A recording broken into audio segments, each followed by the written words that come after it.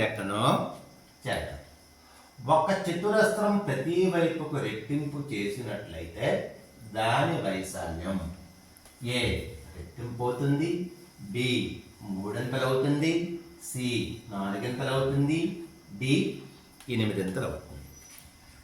చతురస్రం అంటే 4 భుజాల పొడవులు సమానంగా ఉంటే దాన్ని చతురస్రం అంటారు.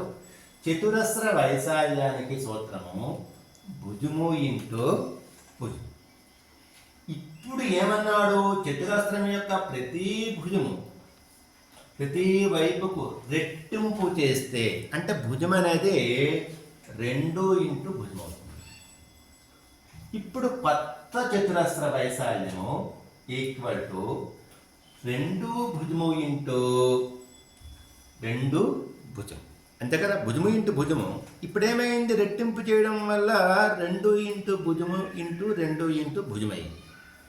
2 రెళ్ళు 4 భుజము ఇంటూ భుజం. పాత చతురస్ర వైశాల్యం ఎంత, భుజము ఇంటూ భుజము.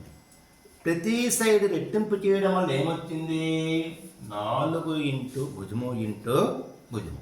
అంటే పాత చతురస్ర వైశాల్యానికి కొత్త చతురస్ర వైశాల్యము 4 రెట్లు 4 గింతలు అయిందనమాట.